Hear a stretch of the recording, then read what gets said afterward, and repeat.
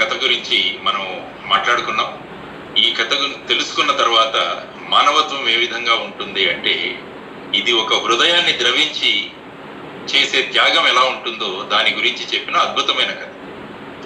ఉండి చేయడం కాదు, మన దగ్గర ఉన్నప్పుడు చేయడం కాదు, చేయడానికి యాక్చువల్గా మనస్సు ఉండాలి అని చెప్పే కథ ఇదన్నమాట. మంచి మనస్సుతో మానవత్వంతో చేస్తే దాని ఫలితం చాలా గొప్పగా ఉంటుంది అని ఈ సక్తుప్రస్తుడి కథ మనకు తెలియజేస్తుంది. అందువల్ల మనం ఈరోజు కోరుకుంటున్నది ఏంటంటే, ఇటువంటి మానవత్వంతో ఉన్న నాయకత్వం మనందరికీ కావాలి.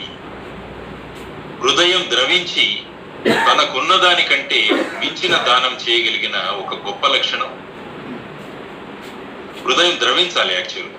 అందుకనే ఒక కవి అన్న, హృదయం ద్రవించి ప్రవహిస్తే మనిషిని మించిన నది ఎక్కడా ఉండదు అని ఒక కవి చెప్పాడు అనమాట. అందువల్ల కావాల్సింది హృదయం ద్రవించడం. అందువల్ల హృదయం ద్రవించి తనకున్న దానికంటే మించిన దానం చేయగలిగిన ఒక గొప్ప లక్షణం సమాజంలో ఉండగలిగితే, అటువంటి వ్యక్తులు కనుక సమాజంలో ఉంటే కష్టాల్లో ఉండే వాళ్ళ కష్టాలు తీరిపోయే అవకాశం చాలా ఉంటుంది. అటువంటి నాయకత్వం కోసం మనం అంతా చూస్తున్నాం అనమాట. నాయకత్వం అన్నది కేవలం నాయకత్వం ఉంటే మాత్రమే సరిపోదు, అందులో మానవత్వం ఉండాలి అన్నది చాలా ముఖ్యం. ఎప్పుడైతే నాయకత్వంలో మానవత్వం ఉండదో that will lead to autocracy అంటాం అనమాట. అది ఒక రకమైన వితండవాదానికి దారితీస్తుంది అటువంటి నాయకత్వం. అందువల్ల మనం ఎప్పుడూ కోరుకునేది ఏంటంటే, నాయకత్వంలో మానవత్వం ఉండాలి అనమాట. ద్రవించినప్పుడు ఏమిచ్చాం అన్నదానికన్నా ఇచ్చిన విధానం పవిత్రతను చేకూరుస్తుంది అనమాట. మనం ఏ విధంగా ఏమిచ్చామన్నది ముఖ్యం కాదు. అక్కడ మీరు ఆ కథ చూస్తే, సక్తుప్రస్తుడి కథ చూస్తే, అతను ఇచ్చింది కేవలం సత్తువు మాత్రమే, అంటే పేలపిండి. కానీ అతను ద్రవించి ఇచ్చాడు కాబట్టి అది ఏమి ఇస్తున్నామన్నది ముఖ్యం కాదు, ఇచ్చిన విధానం దానికి పవిత్రతను చేకూరుస్తుందని ఈ కథ చెప్తుంది అనమాట. అందుకనే భారతం చదివితే ఇటువంటి కథలు వందలు కనిపిస్తాయి. అందుకనే ఎప్పుడు మనం ఇళ్లలో కూడా చెబుతూ ఉంటాం, భారతాన్ని పెట్టుకొని అందులో ఉన్న కథలు కనుక మన పిల్లలకు వినిపించగలిగితే ఇటువంటి మానవత్వం ఉన్న వ్యక్తుల గురించి మన పిల్లలకు పరిచయం అవుతుంది అనమాట. ఫర్ ఎగ్జాంపుల్ కపోత కథ, సక్తుప్రస్తుడి కథ, ఇప్పుడు నేను ఉల్లేఖించింది ఇంద్రద్యుమ్నుని కథ, ఇలా రకరకాల కథలు, వందల కొద్ది కథలు మనకు మహాభారతంలో ఉన్నాయి. ఇవన్నీ ఏవి కల్పించిన కథలు కావు. వీటిని చదివి చాలా మంది హృదయం ద్రవించి ఎన్నో కార్యక్రమాలను వాళ్ళు చేపట్టారు. వాళ్ళు నిజమైన నాయకులు అన్నమాట. వాళ్ళ పేర్లు మనకు తెలియచ్చు, తెలియకపోవచ్చు, కానీ అలాంటి నాయకత్వం ఈ భూమి మీద ధర్మాన్ని, కష్టాల్లో ఉన్న వారి కష్టాలను తీర్చడానికి ఉపయోగపడుతుంది. అందువల్ల నేను ఈ కార్యక్రమం ద్వారా, యాక్చువల్గా లయన్స్ అంటే కూడా మీరు కూడా మానవత్వం ఉన్న నాయకులు.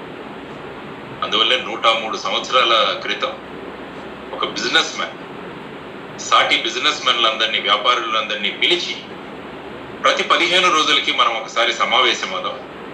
ఈ 15 రోజుల సమావేశంలో మనం ఎవరూ కూడా రాజకీయాలు మాట్లాడకూడదు, మన పర్సనల్ విషయాలు మాట్లాడకూడదు, మన ఆర్గనైజేషన్స్ ఏవైతే ఉన్నాయో వాటి గురించి మాట్లాడకూడదు, మనం కేవలం ప్రజల యొక్క సమస్యల గురించి మాత్రమే మాట్లాడాలి అని చెప్పి స్థాపించిన సంస్థ లయన్స్ ఇంటర్నేషనల్. 1917వ సంవత్సరంలో మెల్విన్ జోన్స్ షికాగోలో స్థాపించిన ఈ సంస్థ ఇన్ని సంవత్సరాలు కూడా ఇంత బలంగా ఉంది అంటే, ఇంకా ఎంతో బలోపేతంగా అవుతుందంటే దానికి ప్రధానమైన కారణం ఏంటంటే మానవత్వాన్ని మనసులో ఉంచుకోవడం, సమాజంలో ఉన్న విషయాలను చూసి వాళ్లకు ఏ విధంగా ప్రతిస్పందించాలన్నది మాత్రమే మన కార్యక్రమం. నిన్న యాక్చువల్గా లయన్స్ క్లబ్ ఇక్కడ హైదరాబాద్లో మాట్లాడుతూ వాళ్ళు నాకు ఇచ్చిన విషయం ఏంటంటే, is leader face of the organization అన్నది వాళ్ళు నాకు ఇచ్చిన టాపిక్. నిన్న సాయంత్రం మాట్లాడాను, is leader the face of the organization. నేను వాళ్ళకి ఏం చెప్పానంటే, లయన్స్ క్లబ్ వాళ్ళకి the face of the organization is your flag, is your logo. ఆ లోగోలో ఏముంటుందంటే వీ సర్వ్. అందువల్ల we serve is the face of lions organization అని నేను చెప్పడం జరిగింది. అంటే అది మానవత్వంతో కూడిన విషయం అనమాట. అందువల్ల అటువంటి మానవత్వం కలిగిన మీ అందరితో ఈరోజు ఈ విషయాన్ని గురించి మాట్లాడడం ఇంకా గొప్ప విషయం. ఈ మానవత్వాన్ని ఇంకా ఏ లోతుల్లో తీసుకువెళ్ళచ్చు అన్నది కూడా మనం చెప్తున్నాం. కొంతమంది విద్యాదానం చేస్తున్నారు, శారీరక అవసరం పడినప్పుడు శ్రమదానం చేస్తున్నాం. దానికి నాయకత్వం కావాలి. ముఖ్యంగా శ్రమదానం అన్నప్పుడు నాకు మా పైడికొండల మాణిక్యాలరావు గారు గుర్తొస్తారు, ఎక్స్ మినిస్టర్. చాలా బాధపడ్డాను ఆయన ఈ కరోనా దీని వల్ల మనల్ని అందరినీ వదిలి వెళ్ళిపోవడం. ఆయన ప్రతి ఆదివారం అమలాపురంలో ఏదో ఒక వీధిలో ఆయన శ్రమదానం చేసేవారు అనమాట. ఆ శ్రమదాన కార్యక్రమాల్లో 2 సార్లు పాల్గొనే అవకాశం కూడా నాకు ఆయన కల్పించారు. ఇదంతా ఎందుకు చేస్తున్నారంటే వారు మానవత్వంతో చేస్తున్నారు. అందువల్ల స్వాతంత్రం లేక అణిగిమణిగి ఉన్న వారికి తమ యొక్క ఆర్థిక సామాజిక స్థానాలను వదులుకొని లాఠీలు దెబ్బలు తిని జైలుకు వెళ్ళారు చాలా మంది. అది ఎందుకు సాధ్యమైందంటే చాలా మంది పెద్ద పెద్ద ఇళ్లలో ఉన్నవాడు వాళ్ళు తమ వృత్తుల్ని వదిలేసి స్వాతంత్రం లేక అణిగిమణిగి ఉన్న వారి కోసం మొత్తం వదులుకొని బ్రిటిష్ వారి లాఠీలు దెబ్బలు తిని జైలుకు కూడా చాలా మంది వెళ్ళారు. వాళ్ళ కథలు మనం చదివాం. అది ఎందుకు జరిగిందంటే ద్రవించిన హృదయాల వల్ల సాధ్యమైంది. అందువల్ల హృదయం ద్రవించడం అన్నది చాలా ముఖ్యమైన విషయమని మనం కనుక్కోవాలన్నమాట. బాల్య వివాహాలు లాంటి రుగ్మతలతో సమాజం మహిళా జాతి చిదిమివేయబడుతుంటే హృదయం ద్రవించి సాహిత్యం పుట్టుకొచ్చింది. గోదావరంత విశాలమైన హృదయం తోటి ద్రవించిపోయి పుత్తడి బొమ్మ పూర్ణమ లాంటి సాహిత్యంలో సమాజంలో పరివర్తన తెచ్చారు. అది ద్రవించిన హృదయం, మానవత్వం కూడుకున్న నాయకత్వం. ఇది సామాజిక నాయకత్వం. అంటే కేవలం మానవత్వంతో ఉన్న నాయకత్వం అంటే కేవలం మనకెవరో సహాయం చేయడం కానీ ఏదో ఒక వస్తువు వాళ్ళకి ఇవ్వడం కానీ ఇది ఒక భాగం. ఇంకొక భాగం ఏమైతుందే, ఎప్పుడైతే సమాజం ఇటువంటి బాల్య వివాహాలు లాంటి రుగ్మతలతో పుట్టుకుపోతుందో అప్పుడు సాహిత్యం ద్వారా కందుకూరి వీరేశలింగం గారు పుత్తడి బొమ్మ పూర్ణమ్మ అనే సాహిత్యాన్ని బహుళ ప్రాచార్యం చేసి వాళ్ళు ఈ దురాచారం ఏదైతే ఉందో బాల్య వివాహాల్ని దాన్ని దూరంగా చేయగలిగారు. ఇది కూడా మానవత్వంతో కూడిన నాయకత్వం అన్నమాట. అందువల్ల మనం మానవత్వంతో కూడిన నాయకత్వాన్ని డిఫరెంట్ యాంగిల్స్ లో మీకు ప్రజెంట్ చేసే ప్రయత్నం నేను చేస్తాను. ఏ విధంగా స్వాతంత్ర సమర యోధులు వాళ్ళ అన్ని సుఖాలను వదులుకొని వాళ్ళు మనకు స్వాతంత్రం తీసుకోవడానికి ప్రయత్నించారు. అక్కడ కూడా వాళ్ళ హృదయం ద్రవించింది. సమాజంలో ఉన్న ఒక రుగ్మతను పారదోరడానికి సాహిత్యం రూపంలో హృదయం ద్రవించింది. ఇవన్నీ కూడా మానవత్వంతో కూడిన నాయకత్వం. మనకు సినిమాల్లో ఒక విలన్ గా కనిపించే వ్యక్తి హృదయం ద్రవించి ఎక్కడో 2 ఆడపిల్లలు ఎద్దుల స్థానంలో వాళ్ళు నాగలి దున్నడాన్ని చూసి వెనుక ముందు ఆలోచించకుండా, అమ్మ ఆడపిల్లలు మీరు భూమిని దున్నక్కర్లేదు, మీరు అది చేస్తే మాకు అవమానం అని రాత్రికి రాత్రి ఒక ట్రాక్టర్ పంపించాడు. ద్రవించిన నాయకత్వం అంటే అలా ఉంటుంది అనమాట. సోను సూద్ గురించి నేను మాట్లాడుతున్నాను. ఈరోజు ఆయన ఇంటర్వ్యూ కూడా వచ్చింది పేపర్.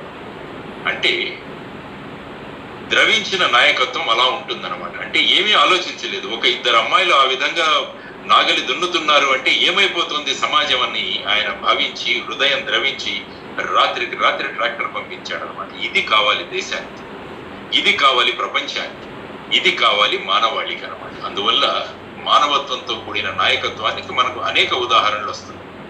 తర్వాత భూమి నెర్రలు చాచి ఆశగా ఆకాశం వైపు చూస్తుంటే సముద్రుడు ఉప్పొంగి ఆకాశానికి నీటిని చేర్చి తిరిగి మంచి శుభ్రమైన నీటిని మనకు భూమికి ఇస్తుంటాడు. ఈ భూమిని సస్యశ్యామలం చేస్తున్నాడు. ఇది మనకు ప్రకృతి నేర్పిస్తున్న నాయకత్వం. కాబట్టి మానవత్వంతో ప్రకృతి కూడా ఈ విధంగా ఇది చేయడం వల్ల మనం ఈ విధంగా ఆనందంగా ఉండగలుగుతాం. ఇది ప్రకృతి నేర్పిస్తున్న నాయకత్వం. మానవత్వంతో కూడిన నాయకత్వం ఇలా ఉండాలని మనకు ప్రకృతి కూడా చెబుతోంది అనమాట. అంటే ఎప్పుడైతే భూమికి అవసరమో అప్పుడు నేనున్నాను అని చెప్పి ఈ విధంగా వర్షపాతాన్ని కల్పించడం అన్నది కూడా మానవత్వంతో కూడిన నాయకత్వం. తమ ఆకులు రాల్చుకొని పుష్పించి ఫలించి మన ఆకలిని తీరుస్తోంది చెట్టు. అదేవిధంగా మన పొలాల్లో పండే పంటలన్నీ కూడా కంకుల్ని మనకిచ్చి తమ ప్రాణాల్ని కోల్పోతుంది. తమ కోసం చూసుకోకుండా ఆకలి తీర్చాలన్న ఆశయంతో పంటలు కల్పిస్తున్న నాయకత్వం ఇది అనమాట. ఇది కూడా మానవత్వంతో చూపిస్తున్న నాయకత్వం. అంటే మనం చూడాలి కానీ మన చుట్టూ ఉన్న ప్రతి విషయం నుంచి మనం అనేక నాయకత్వాన్ని నేర్చుకోవచ్చు అనమాట. కాబట్టి ప్రకృతి ఈ విధంగా మనకు నాయకత్వం చేస్తుంది.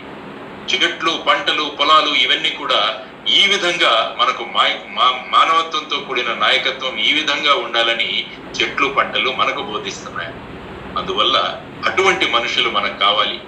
అలాంటి వారి సంఖ్య ఎప్పుడైతే ఎక్కువ అవుతుందో అప్పుడు మానవాళి మనుగడ ఏదైతే ఉందో అది సుఖవంతమవుతుంది, జీవితాల్లో ఆనందాలు వెల్లివిరుస్తాయి. అందువల్ల మన అందరి కర్తవ్యం ఏంటంటే పిల్లలలో, యువతరంలో ఇటువంటి లక్షణాలను పెంపొందించే పనిలో మనం అందరం కూడా పడాలన్నమాట.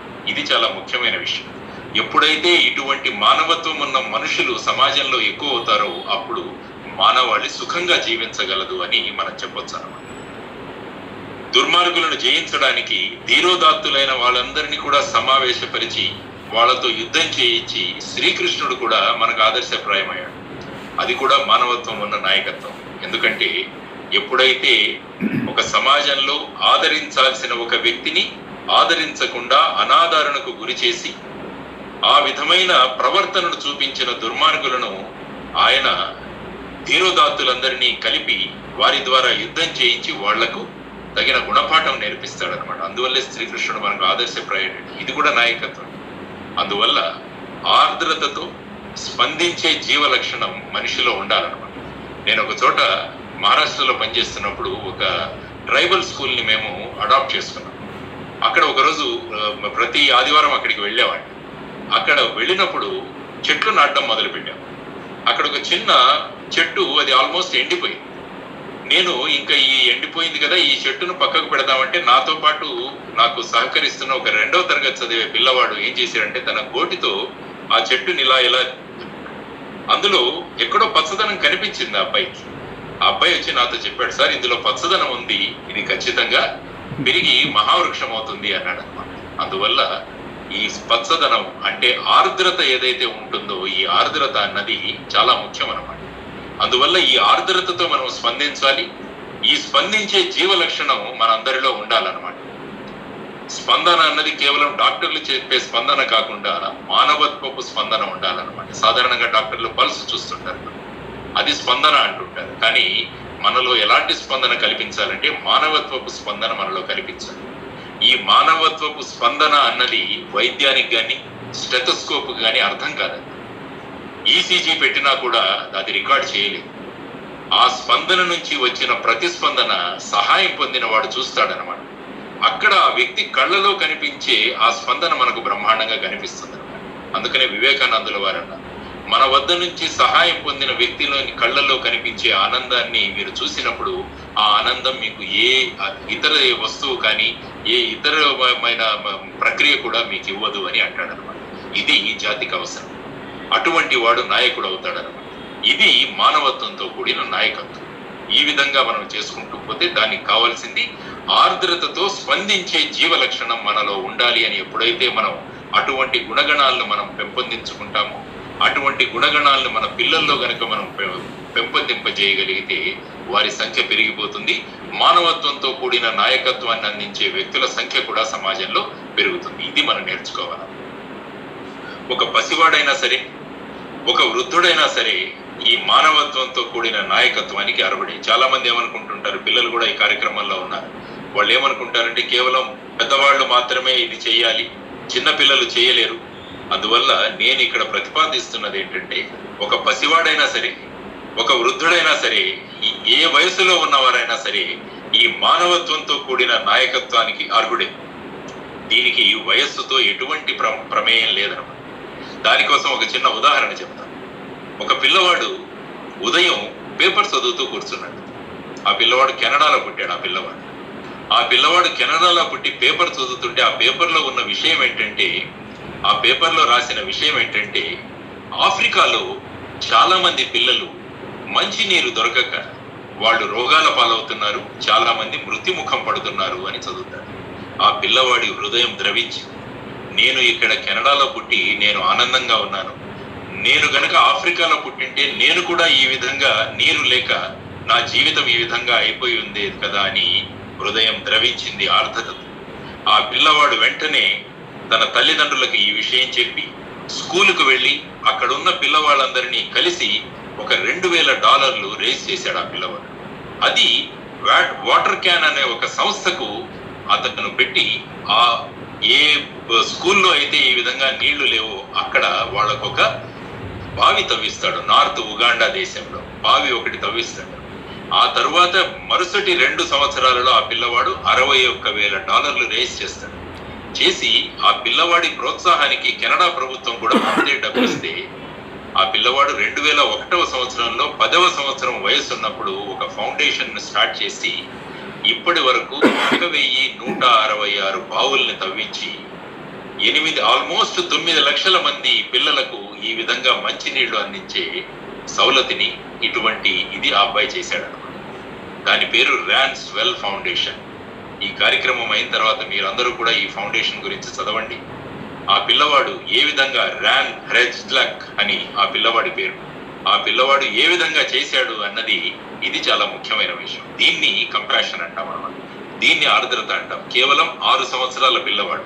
నేను ఎందుకు ఈ ఉదాహరణ ఇస్తున్నానంటే, ఈరోజు మీరు ఈనాడు ఆదివారం ఎడిషన్ లో చూసినా కూడా ఒక అబ్బాయి, ఆ పిల్లవాడు తను వేసిన ఆర్ట్స్ అన్ని అమ్మి, తను వేసిన పెయింటింగ్స్ అమ్మి 60,000 రూపాయలు సంపాదించి దాన్ని కోవిడ్ బాధితుల గురించి ఆ పిల్లవాడు డొనేట్ చేశాడని మనం చదివాం. ఇవి చదివించండి పిల్లలతో మనం చదివించాల్సింది ఈ విషయాలు. రాత్రి 9:30కు బిగ్ బాస్ కార్యక్రమంలో చూసి వాళ్ళతో కూర్చోవడం కాదు మన పని. పిల్లలకు ఇటువంటి ఉదాహరణలు ఇవ్వాలి. ఎందుకంటే మనం మానవత్వంతో కూడిన నాయకత్వాన్ని సమాజంలో నింపగలగాలి. అందువల్ల వయస్సుకు ఏ విధమైన ఇది ఉండదు. అదేవిధంగా ఒక స్కూల్ టీచర్ అమ్మాయి టెర్రరిస్టుల మధ్యలో పెరుగుతూ, ఆ టెర్రరిస్టులు ఏమనుకున్నారంటే అమ్మాయిలు చదివితే ఈ సమాజం అంతా అదొక ప్రభావశీలి సమాజంగా మారుతుంది, కాబట్టి వాడు చదవకూడదని ఒక హుకుం జారీ చేస్తారు. అప్పుడు ఈ అమ్మాయి ఇంటింటికి తిరిగి ఈ చదువు వల్ల ఏ విధంగా మనకు అభివృద్ధి చెందుతుంది అని ప్రతి ఒక్కరికి తెలియజేసి ఓపెన్ గా టెర్రరిస్టులకు విరుద్ధంగా మాట్లాడితే ఆ అమ్మాయి టెర్రరిస్ట్ యొక్క టార్గెట్ గా అయి కూర్చుంటుంది. కానీ ఆ అమ్మాయి ఏం భయపడదు. ఒకరోజు ఆ అమ్మాయి 15 సంవత్సరాల అమ్మాయి ఒక బస్సులో వెళుతూ ఉంటే టెర్రరిస్టులు తెలిసింది ఈ బస్సులో ఆ అమ్మాయి వెళుతుంది అని చెప్పేసి. ఆ బస్సులో వాళ్ళు ఏమడుగుతారంటే హూ ఈజ్ మలాలా అని. Who is Malala? ఆ అమ్మాయి ఏమాత్రం అధైర్యపడదు. ఎస్ ఐ యామ్ మలాలా అనుకుంటూ ఆ అమ్మాయి ముందుకొస్తే AK-47 రైఫిల్ తో ఆ అమ్మాయి మీద షూట్ చేస్తారు ఈ టెర్రరిస్ట్. ఒక బుల్లెట్ ఆ అమ్మాయి బ్రెయిన్ లో దిగుతుంది. 10 రోజులు ఆ అమ్మాయి హాస్పిటల్లో ఉండి చికిత్స పొంది ఆ అమ్మాయి గర్ల్స్ ఎడ్యుకేషన్, ఆడపిల్లల చదువు కోసం ఒక ఫౌండేషన్ ను స్థాపించి ఆ అమ్మాయికి 2014వ సంవత్సరంలో నోబెల్ పీస్ ప్రైజ్ వచ్చింది. ఆ అమ్మాయికి చూడండి, వయస్సు కేవలం 15 సంవత్సరాలు. అంటే హృదయం ద్రవించాలంటే దానికి వయస్సుతో సంబంధం లేదు. 6 సంవత్సరాల ర్యాన్ గాని 15 సంవత్సరాల మలాలా గాని ఇటువంటి హృదయం ద్రవింపజేయగలిగితే అంతకన్నా గొప్ప ఉదాహరణలు మనకేం కావాలి. అందువల్ల ఈ కార్యక్రమంలో పాల్గొంటున్న పెద్దలందరికీ నేను చేస్తున్న ఒకే విన్నపం ఏంటంటే, ఇటువంటి ఉదాహరణలు మనం పిల్లల దగ్గరికి తీసుకువెళ్దాం. వాళ్లలో కూడా స్పందించే హృదయాల్ని మనం తయారు చేద్దామని ఈరోజు మీకు ప్రతిపాదిస్తున్నాను. పీటర్ ది గ్రేట్ అని ఒక కథ కూడా మీరు చదివింటారు. పీటర్ అని ఒక చిన్న కుర్రవాడు. వాళ్ళ ఊర్లో సాయంత్రం వస్తుంటే వాళ్ళ ఊరికి సంబంధించిన ఒక చిన్న ఆనకట్ట ఉంటుంది, అక్కడ ఒక చిన్న డ్యామ్. ఆ డ్యామ్ కి ఇది పడి స్మాల్ క్రాక్ వచ్చి అందులోంచి నీళ్లు బయటికి వెళుతుంటాయి. ఆ పిల్లవాడికి ఏం చేయాలో తెలియలేదు.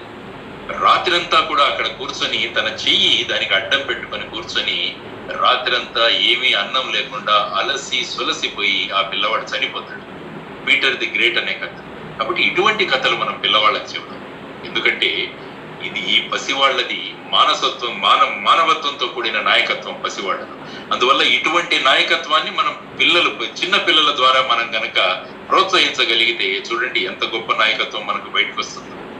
అందుకనే నేను ఇంతకు ముందు అన్నా, మనిషి హృదయం ద్రవించి ప్రవహించాలే కానీ దానికి మించిన నది లేదు అన్నాడని ఒక మహాకవి. ఇది చెప్పాను.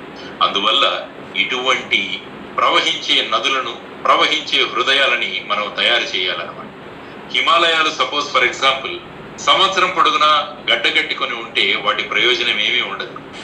కానీ అసలు ప్రయోజనం అవి ద్రవించి జీవనదులుగా మారి అనేక పొలాలను పచ్చగా చేస్తూ, అనేక మంది దాహాన్ని తీస్తూ, ఒడిసి పడితే తమలోని శక్తిని విద్యుత్తుగా ఇస్తూ, కాంతులను నింపుతూ, చివరికి కృతజ్ఞతా భావంతో సముద్రంలో కలిసిపోతున్నాయి. ఇది ద్రవించి ప్రవహించడం వల్ల కలిగే ఆనందం అన్నమాట. అందువల్ల ఎప్పుడు మనం గడ్డ కట్టుకొని ఉండకూడదు. గడ్డ కట్టుకొని ఉండే హిమాలయాల వల్ల ఏమాత్రం ప్రయోజనం ఉండదు, గడ్డ కట్టుకుని పోయిన మానవ హృదయం వల్ల కూడా సమాజానికి ఉపయోగం ఉండదు. అందువల్ల హిమాలయాలు కూడా ద్రవించాలి, ప్రవహించాలి, మనిషి గుండె కూడా ద్రవించాలి, ప్రవహించాలి. అప్పుడే సమాజం బాగుపడుతుంది. అటువంటి ద్రవించి ప్రవహించడం వల్ల కలిగే ఆనందం ఒక గొప్ప ఆనందం అన్నమాట. ఇవి కూడా మనకు ప్రకృతి నేర్పిస్తున్న పాఠాలు. ఒక్కొక్కప్పుడు ఏమవుతుందంటే వ్యక్తి కాదు, ఆలోచన కూడా నాయకత్వాన్ని ఇస్తుంది. దాని గురించి ఒక చిన్న ఉదాహరణ మాట్లాడుతున్నాం. బానిసత్వపు సంఖ్యలతో కొట్టుకుపోతున్న వారికి ఏమన్నారంటే బ్రిటిష్ వాళ్ళు, నీకెందుకురా స్వతంత్రం, నేను పరిపాలిస్తున్నాను కదా అన్న బ్రిటిష్ వారికి, స్వాతంత్రం నా జన్మ హక్కు, దాన్ని పోరాడి సాధిస్తాను, దాన్ని గెలిచి సాధించుకుంటాను, అది ఒకరిచ్చే బిచ్చం కాదు అని జాతీయ స్వాతంత్ర శంఖారావాన్ని పూరించిన బాల గంగాధర తిలక్ని ఒక నాయకుడిగా మనం అంతా పూజిస్తున్నాం. ఎందుకంటే అలాంటి నాయకత్వం కావాలి దేశానికి. మానవత్వం కూడిన నాయకత్వం అంటే ఇది. అంటే బానిస శృంఖలాలతో నా తోటి వారు కొట్టుకుపోతుంటే నేనేమీ చేయకుండా ఉండలేనని ఉండకుండా, స్వాతంత్రం నా జన్మ హక్కు అని బ్రిటిష్ వారికి ఎదిరించాడు బాలగంగాధర తిలక్. అందువల్ల కేవలం ఒక్కొక్కప్పుడు ఒక వ్యక్తి కాదు, ఆలోచన కూడా నాయకత్వాన్ని ఇస్తుంది. So freedom is my birth right అన్న ఆలోచన ప్రతి ఒక్క భారతీయుల్లో ప్రవేశించి ఒక నూతన ఉత్సాహాన్ని ఇచ్చి వారందరినీ కూడా స్వాతంత్ర సమర యుద్ధంలో వాళ్ళందరినీ కూడా ప్రబోధన చేసింది, వాళ్ళందరినీ కూడా ముందుకు తీసుకువెళ్ళగలిగింది అనమాట.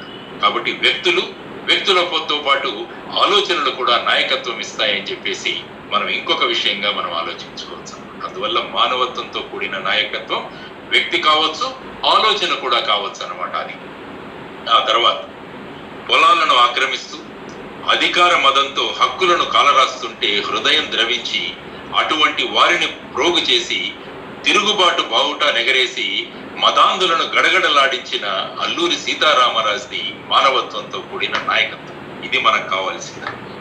అందువల్ల ఏ వ్యక్తులైతే ద్రవించి ప్రవహించారో, ఏ విధంగా వాళ్ళు మానవత్వంతో కూడిన నాయకత్వాన్ని ప్రదర్శించారో అవన్నీ కూడా మనం చదవాల్సిన అవసరం ఎక్కువగా ఉంది. మన పిల్లలతో చదివించాల్సిన అవసరం కూడా చాలా ఉందని నేను మీకు తెలియజేస్తున్నాను. హృదయం ద్రవిస్తే ఏమవుతుందంటే ఆ హృదయంలోంచి ఒక మంట రేగుతుంది. ఆ మంట రేగినప్పుడు హృదయం మెదడుని చైతన్యవంతం చేస్తుంది. మన మెదడు చైతన్యవంతం అవుతుంది. అప్పుడు అది ఆలోచింపజేస్తుంది అనమాట. ఎప్పుడైనా కూడా సాధారణంగా మనం ఏమనుకుంటూ ఉంటామంటే మెదడు అన్ని శరీర భాగాలను కంట్రోల్ చేస్తుంటుంది అనుకుంటూ ఉంటాం మనం. కానీ యాక్చువల్గా ఎప్పుడైతే హృదయం కనుక ద్రవిస్తుందో అప్పుడు మెదడు నుంచి కాదు, హృదయం నుంచి సంకేతాలు మెదడుకు వెళతాయి. అప్పుడు మెదడు ఆ విధంగా పనిచేయడం మొదలు పెడుతుంది అనమాట. అందుకనే మనం ఎప్పుడు ఏమంటాం, something has touched my heart అంటే. మనం ఎప్పుడు something has touched my brain Anu. We always say something has touched my heart. అందువల్ల ఏదైనా మనకు సమాజంలో కనిపించే విషయం ఎప్పుడైతే మీ హృదయాన్ని టచ్ చేస్తుందో అప్పుడు హృదయం ద్రవిస్తుంది. ఈ ద్రవించిన హృదయం నుంచి మెదడుకు సంకేతాలు వెళతాయి. ఇటువంటి ద్రవించే హృదయాలని మనం సమాజంలో తయారు చేయడం మనందరి కర్తవ్యం. అదేవిధంగా ఈ ఆలోచన ఏదైతే ఉంటుందో మెదడు నుంచి వచ్చిన సంకేతం వల్ల శరీరంలోని ప్రతి అణువు గట్టిపరుస్తుంది, శక్తివంతం చేస్తుంది, తేజోవంతం చేస్తుంది. అందువల్ల సినిమాల్లో కూడా అల్లూరి సీతారామరాజు గాని ఛత్రపతి శివాజీ గాని 100 మందితో పోరాడుతుంటే అది ఎలా సాధ్యమని చాలా మంది యువతరం చర్చించుకుంటుంటారు. ఇదంతా సినిమాల్లో చూపిస్తుంటారు, ఇది సాధారణంగా జరగదు. కానీ యాక్చువల్గా అది నిజం. ఎందుకంటే ఎప్పుడైతే హృదయం అన్యాయాన్ని చూసి ద్రవిస్తుందో శరీరంలో విపరీతంగా అడ్రినల్ ప్రవహిస్తుంది అనమాట. అది విపరీతమైన శక్తినిస్తుంది, 10 మందిని కొట్టగలుగుతుంది. అది అటువంటి అడ్రినల్ మన శరీరంలో ప్రవహించాలన్నమాట. అది మనకు కావాల్సింది. అదే విధంగా 10 మందిని ఏ విధంగా ఎదిరించగలదో అదే అడ్రినల్ మీకు 10 మందిని కలుపగలుగుతుంది, 10 మందిని ఆలోచింపజేయగలుగుతుంది, 10 మందిని ఉద్యమింపజేయగలుగుతుంది. అది నాయకత్వం అంటే. అటువంటి అటువంటి వ్యక్తిని మనం నాయకుడు అంటాం అన్నమాట. అందువల్ల డబ్బులు ఇచ్చి మద్యం ఇచ్చి కులాన్ని చూపేవాడు నాయకుడు కాదు.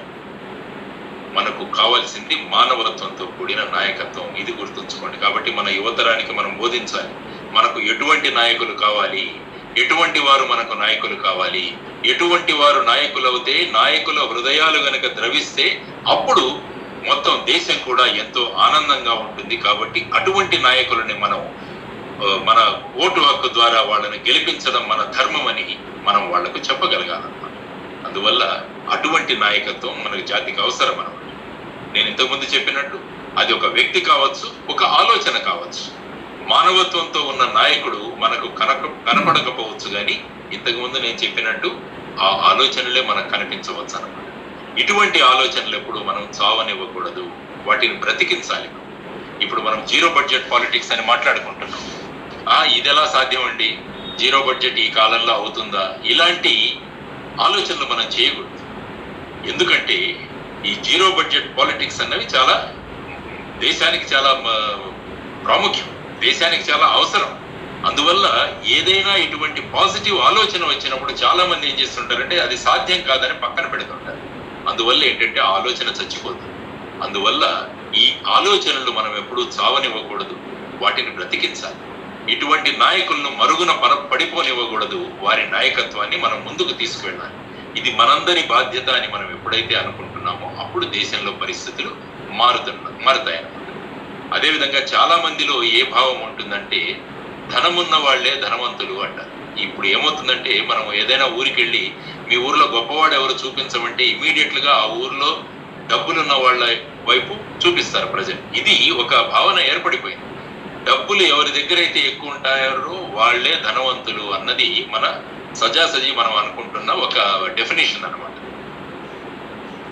ఏమీ లేకున్నా కూడా ఉన్నదానితో సహాయం చేసిన రంతిదేవుడు లాంటి వారు నిజమైన ధనవంతులు. రంతిదేవుడి కథ ఒకసారి చదవండి, గొప్ప అద్భుతమైన కథ. రంతిదేవుడి కథ మీరు చదివితే ఆయన దగ్గర ఏమీ ఉండదు, కానీ తను తెచ్చుకున్న వాటిని ఆల్మోస్ట్ ఇక ఫైనల్ గా తిందాం అనుకుంటున్నప్పుడు కొన్ని జంతువులు అక్కడికి వస్తాయి, వాటికి ఇచ్చేస్తాడు. చివరికి నీళ్లు తాగుదామంటున్నా కూడా ఎవరో ఒక వ్యక్తి, ఒక ముసలి వ్యక్తి నాకు ఆ నీళ్లు ఇస్తామంటే అది కూడా ఇచ్చేస్తాడు అనమాట. అందువల్ల వీళ్ళు నిజమైన ధనవంతులు. ఇటువంటి వాళ్ళకు ఇంకొక పేరు ఏంటంటే హృదయవంతులు. అందువల్ల మనకు సమాజంలో కావాల్సింది డబ్బున్న వాళ్ళు కాదు, హృదయం ఉన్న వాళ్ళు, హృదయవంతులు మనకు సమాజంలో కనుక ఉండగలిగితే సమాజం బ్రహ్మాండంగా ముందుకు వెళుతుంది అన్నమాట. 10 మంది గుంపును వేసుకొని తిరిగినంత మాత్రాన వాడు నాయకుడిని అనలేము, అది నాయకత్వం కాదు. చాలా మంది 10 మందిని 100 మందిని వేసుకొని తిరుగుతూ వాళ్ళు నిజమైన నాయకులు కాదు. తర్వాత తళతళలాడే పళపళలాడే ఇస్త్రీ బట్టలు వేసుకొని గంజి పెట్టి తిరిగితే వాడు నాయకుడు అవడు. ఆ గంజికి కూడా నోచుకొని వాడికి తన ఒంటి మీద ఉన్న బట్టలను తీసి ఇచ్చిన నాయకత్వం నిజమైన నాయకత్వం. అటువంటి నాయకత్వం మానవత్వంతో కూడిన నాయకత్వం. అటువంటి నాయకుడు మానవత్వంతో ఉన్న నాయకుడు, అటువంటి నాయకుడు మనకు కావాలని ఇది మనం ఆలోచించాలి. తళతళలాడే పెళపెళలాడే ఇస్త్రీ బట్టలు గంజి పెట్టి తిరిగితే వాడు నాయకుడు కాడు.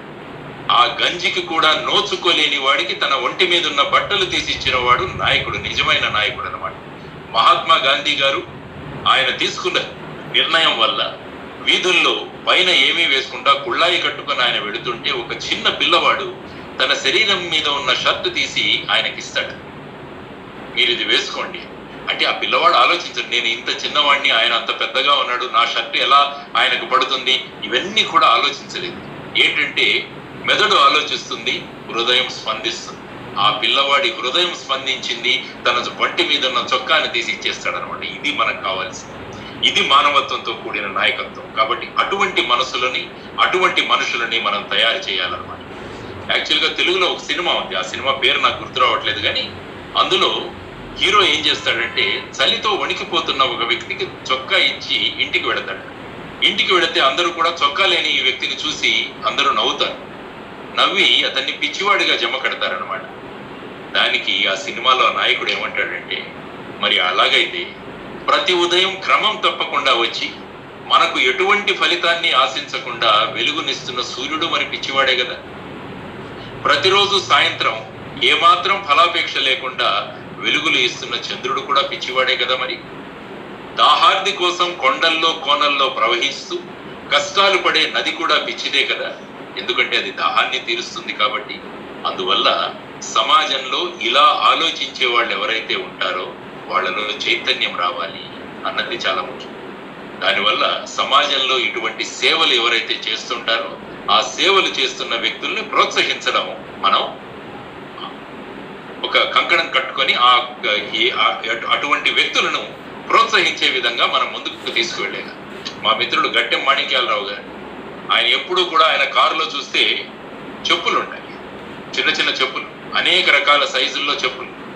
ఆయన వెళుతూ ఎవరైనా చెప్పులు లేకుండా తిరుగుతూ ఉంటే పిల్లలకు ఆయన చెప్పుల జతలు వాళ్ళకి ఇస్తాడు, ఎందుకంటే హృదయం ద్రవిస్తుంది కాబట్టి.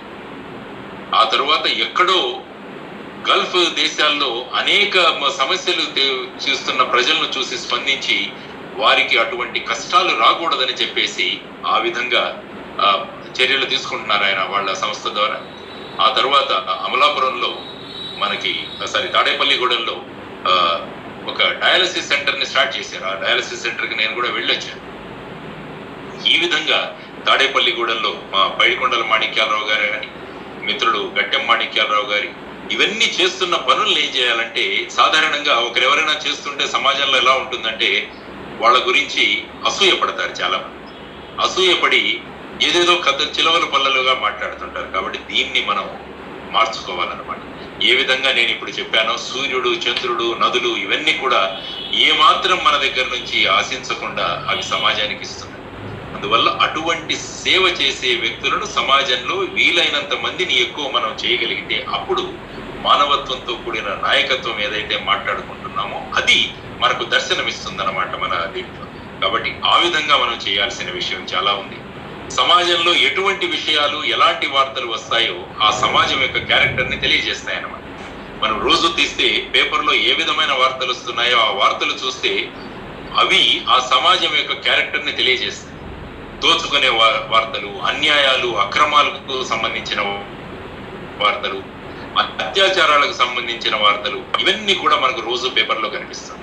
వీటి స్థానంలో కనుక మానవత్వంతో కూడిన వార్తలు వస్తే ఎంత అద్భుతంగా ఉంటుందో ఒకసారి ఆలోచించండి. ఈరోజు మళ్ళా ఈనాడు స్పెషల్ ఎడిషన్ అనుకుంటా, ఈరోజు అందులో కూడా ఒక వ్యక్తి 60,000 కోట్ల రూపాయలు ఎవరికీ తెలియకుండా ఆయన సహాయాలు చేస్తూ వచ్చాడు. ఆయన గురించి కూడా ఈరోజు ప్రింట్ అయింది, దాని గురించి చదవండి. అందువల్ల ఎప్పుడైతే ఇలాంటి వార్తలు పేపర్లలో రావడం మొదలు పెడతాయో, అందుకనే కలాం గారు అన్నారు, యాక్చువల్లీ ఒకసారి ఆయన ఇజ్రాయెల్కి వెళ్ళినప్పుడు, ఇజ్రాయెల్ మీకు తెలుసు, ఇజ్రాయెల్ పాలస్తీనా ఎప్పుడూ యుద్ధాలు జరుగుతుంటాయి. ఆ రోజు ముందు రోజు రాత్రి ఒక పెద్ద యుద్ధం జరిగింది వీళ్ళిద్దరికీ మధ్య. కానీ అక్కడ స్థానిక పేపర్లు మరుసటి రోజు ఉదయం చూస్తే ఆయన ఏమన్నారంటే, ఈ వార్త ఎక్కడో చివరి పేపర్లో ఒక చిన్న పారాగ్రాఫ్ లో ఒక చిన్న వార్తగా రాశారు. కానీ ఆ ఇజ్రాయెల్ పేపర్లో మొదటి హెడ్లైన్స్ ఏమొచ్చాయంటే, ఒక రైతు తన పొలంలో ఎక్కువ ఉత్పత్తిని తక్కువ నీళ్లు ఉపయోగించి ఏ విధంగా చేశాడు అన్నది మెయిన్ హెడ్లైన్ న్యూస్ అని ఆయన చెప్పారన్నమాట. అందువల్ల సమాజంలో ఎటువంటి విషయాలు మనకు పేపర్లో రావాలి, టీవీల్లో రావాలి అన్నది మనం ఆలోచించుకోవాలి. అందువల్ల మానవత్వం కలిగిన నాయకుల యొక్క విషయాలు కనుక పేపర్లో కంటిన్యూస్ గా రావడం మొదలవుతే ఏమవుతుందంటే, అప్పుడు ప్రజలందరూ కూడా మేము కూడా ఆ విధంగా ఎందుకు అవ్వకూడదు అన్నది ఆలోచిస్తారు. ఈరోజు సోను సూద్ ఇంటర్వ్యూ కూడా వచ్చింది, అది కూడా మీరు అందరూ ఒకసారి చదవండి. అందువల్ల మానవత్వంతో కూడిన సమాజం అది క్యారెక్టరిస్టిక్ అవుతే ఎంతో ఆనందం, ఆహ్లాదం సమాజంలో వెళ్లి విరుస్తుంది అనమాట. లేకపోతే సమాజం మూడు వారిపోతుంది.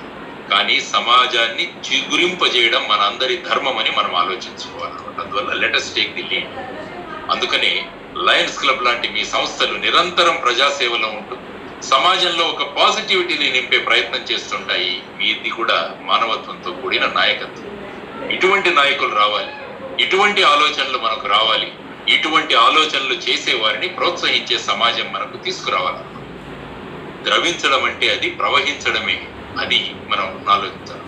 చిన్న చిన్న బిందువులతోనే సింధు నది నిర్మాణం అవుతుంది. అందుకని బూందు బూందు సే సింధు బంతి హై అంటారు. అందువల్ల ఇటువంటి కార్యక్రమాలు చేసే వాళ్ళందరినీ కూడా మనం ప్రోత్సహించగలిగితే ఎంత అద్భుతంగా ఉంటుందో మీరు ఒకసారి ఆలోచించుకోవాలి.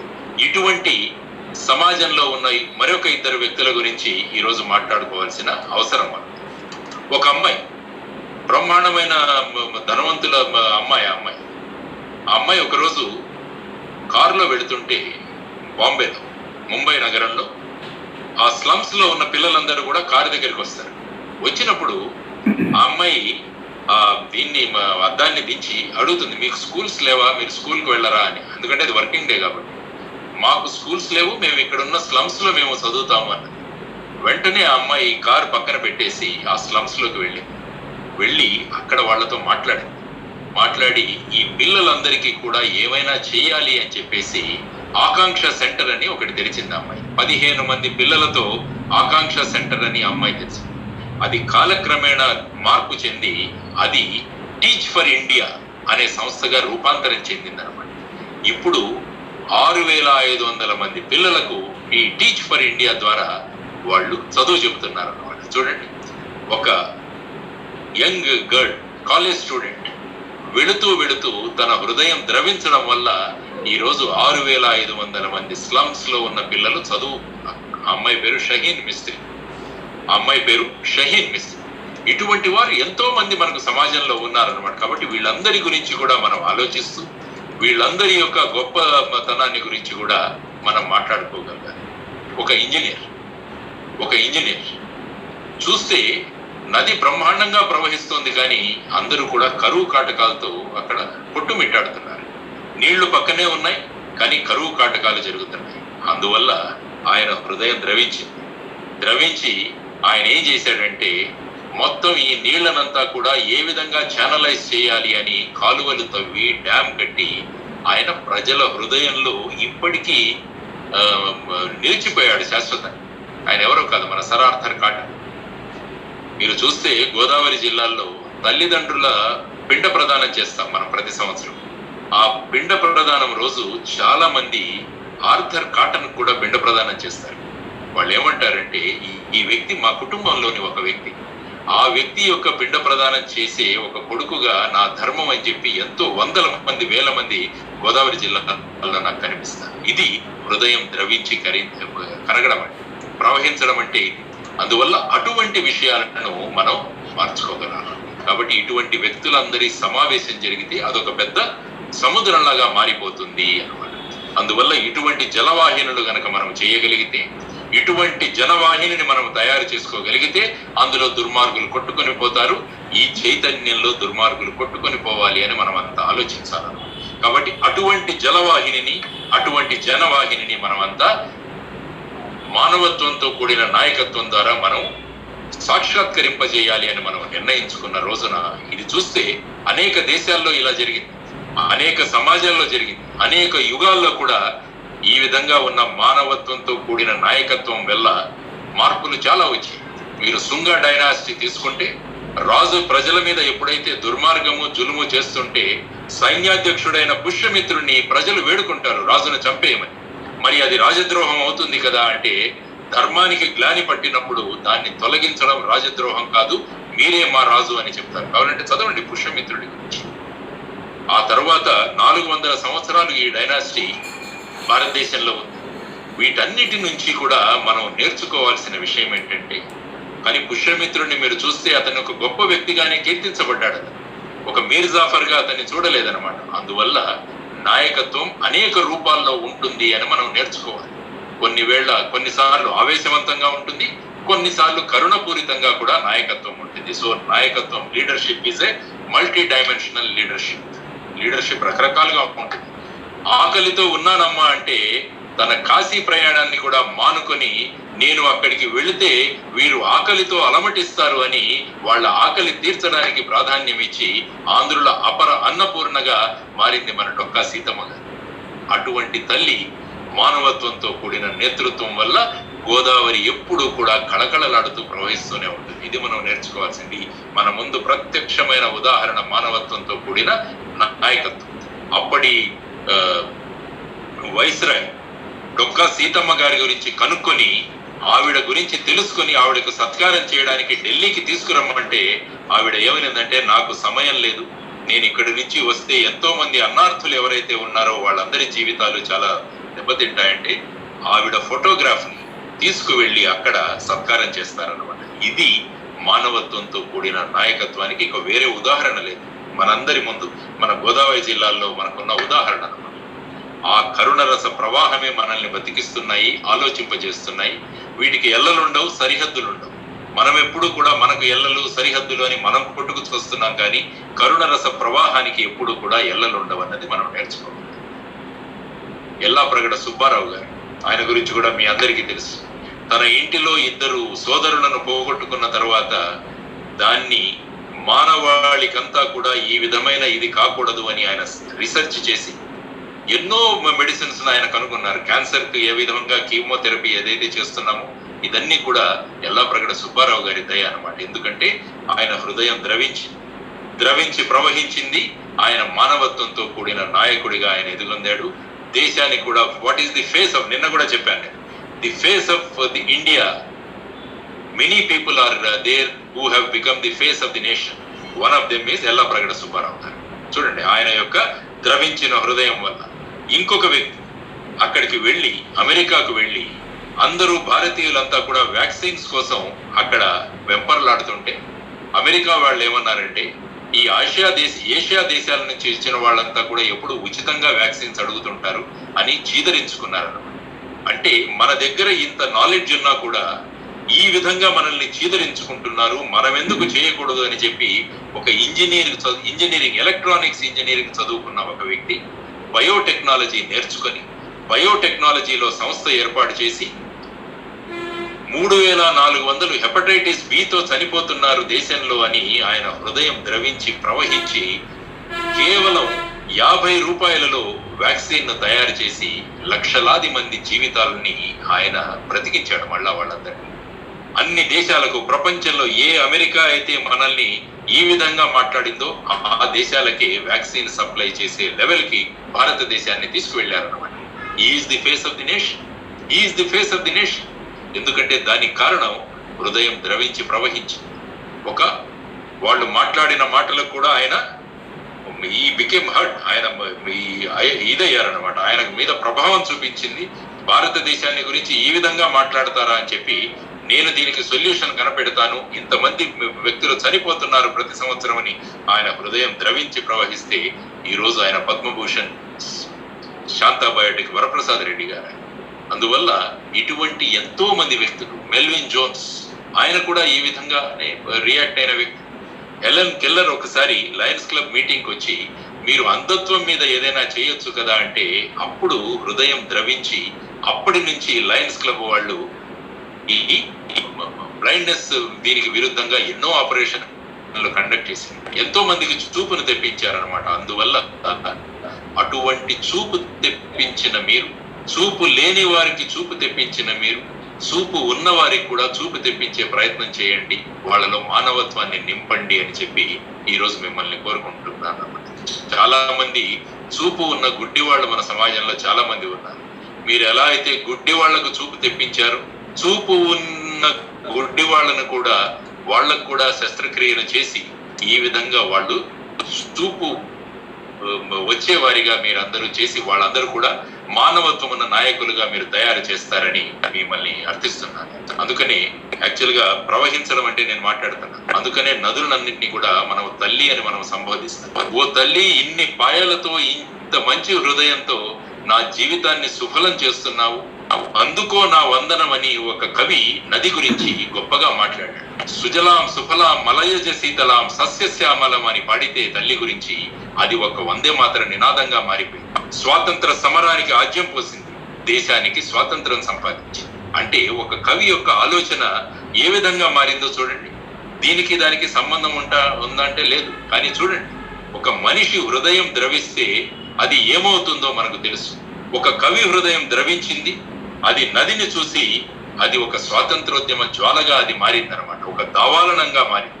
ఆ దావానలంలో, ఆ మంటల్లో అన్యాయం మాడి మసైపోయింది. ఇటువంటి వందే మాతరం రాసిన వ్యక్తి నాయకత్వం వహించలేదు, ఆయన మాట నాయకత్వం వహించింది. అందువల్ల మానవత్వంతో కూడిన నాయకత్వం అంటే కేవలం వ్యక్తి కాదు, ఆలోచన, తర్వాత వచ్చేసి సాహిత్యంలో అందించిన ఆయన మాట, ఇవన్నీ కూడా నాయకత్వానికి ఉదాహరణలు అన్నమాట. అది ఒక బంకిం చంద్ర చటర్జీ ఉద్యమం కాదు, మహాత్మా గాంధీ గారి ఉద్యమం కాదు, అది ఒక భారతీయ ఉద్యమంగా మారింది అన్నది మనం తెలుసుకోవాలి. అందువల్ల నేను ఫైనల్ గా మీకు చెబుతున్నది ఏంటంటే, ఒక ద్రవించిన హృదయంలోంచి పుట్టిన జ్వాల అది అని మనం తెలుసుకోవాలి. అటువంటిది విజయం సాధించే వరకు ఆ జ్వలిస్తూనే ఉంటుంది అటువంటి ఆలోచన. అటువంటి నాయకత్వం కోసం భారతమాత కూడా ఎదురు చూస్తుంది, భారతదేశం ఎదురు చూస్తుంది. అటువంటి వీరులైన సూరులైన మానవత్వం కలిగిన నాయకత్వం మనం మన ఇళ్లలోంచి దేశానికి ఇవ్వాలి అని ఈ రోజు నిర్ణయించుకుంది. ఈ నాయకత్వం ఎక్కడి నుంచో రాదు, మన ఇళ్ల నుంచే అటువంటి నాయకత్వం, మానవత్వంతో కూడిన నాయకత్వం, ఈ విధంగా జ్వలించే హృదయాలను తయారు చేసే నాయకత్వం, తర్వాత మాటలలో, పాటలలో, తర్వాత కవిత్వంలో ఇటువంటి చేసే అనేక నాయకత్వాలని మనం మన ఇళ్ల నుంచి గనక ఇవ్వగలిగితే సమాజం మారిపోతుంది. సమాజంలో మానవత్వం వెల్లివిరుస్తుంది అన్నమాట. అటువంటి మానవత్వంతో కూడిన నాయకత్వాన్ని మనం అందరం కోరుకుంటాం. అందుకని ద్రవించే నాయకత్వం కావాలి, ఉద్యమించే నాయకత్వం కావాలి, యాక్షన్ ఓరియంటెడ్ నాయకత్వం కావాలి, ఆలోచింపజేసే నాయకత్వం కావాలి, థాట్ ప్రొవోకింగ్ లీడర్షిప్ కావాలి, మనకు త్యాగం చేసే నాయకత్వం కావాలి, ప్రవహించే నాయకత్వం కావాలి, ముందుండి నడిపించే నాయకత్వం కావాలి. అందువల్ల ఈ రోజు ఈ మానవత్వంతో కూడిన నాయకత్వం విషయంలో అనేక విషయాలను చెప్పే ప్రయత్నాన్ని మీరు చేశారు. అందువల్ల ఈ నాయకత్వాలు, ఈ మానవత్వంతో కూడిన నాయకత్వాలు ఒక పరిశ్రమలాగా మన ఇళ్ల నుంచి మొదలవుతే అదొక దావానలంగా మారి మొత్తం దేశానికి మానవత్వంతో కూడిన నాయకులను అందిస్తుందని మీ అందరికీ తెలియజేసుకుంటూ, మానవత్వంతో కూడిన నాయకులందరికీ, నాయకురాళ్ళందరికీ కూడా నేను ధన్యవాదాలు తెలుపుకుంటూ, ఈ నాయకత్వాన్ని మనతో ఆపకుండా మన సంతతి కూడా ఆ నాయకత్వాన్ని తీసి భారతదేశం అంతా కూడా మానవత్వంతో ఉన్న నాయకులతో నింపేద్దామని ప్రతిపాదిస్తూ సెలవు తీసుకుంటున్నాను. నమస్కారం. జై హింద్. భారత్ మాతాకి జై. Thank you.